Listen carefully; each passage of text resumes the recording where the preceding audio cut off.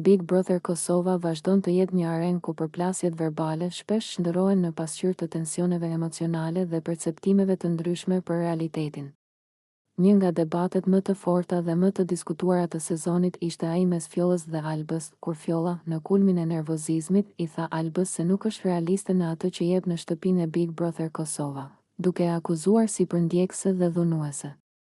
Një deklaratë e rëndë që ndryshoi menjëherë klimën në shtëpi dhe ndezi reagime të shumta të publiku. Ky moment nuk ishte thjesht një shpërthim emocionesh, por kulmi i një tensioni të akumuluar ndërkohë. Marrëdhënia mes Fjollës dhe Albës kishte kohë që shfaqte çarje, keq kuptime, replika të nënkuptuara dhe qëndrime të ftohta që me kalimin e ditëve u shndërruan në konflikt të hapur.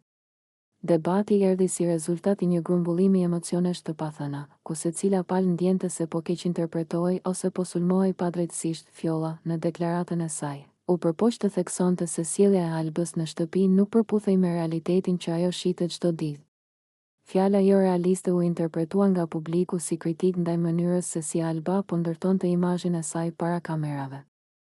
Në Big Brother Kosova, autenticiteti është një nga vlerat më të përmendura dhe çdo dyshim mbi të kthehet menjëherë në armë në debatet mes banorëve. Akuzat për përndjekje dhe dhunë verbale e quan debatin në një nivel shumë më serioz. Këto fjalë kanë peshë të madhe, sidomos kur thuhen në një platformë publike si Big Brother Kosova. Për disa shikues, Fjolla po artikulonte një ndjenjë presioni dhe shqetësimi që ajo kishte përjetuar, ndërsa për të tjerë, deklarata u pasi e tepruar dhe e nxitur nga nervozizmi i momentit. Ky polarizim tregoi edhe një herë sa subjektiv është interpretimi i sjelljeve brenda shtëpisë. Reagimi i Albës ishte po aq domethënës. Ajo u shfaq e prekur dhe mbrojtëse, duke mohuar etiketimet dhe duke theksuar se veprimet e saj nuk kishin qenë as përndjekëse dhe as të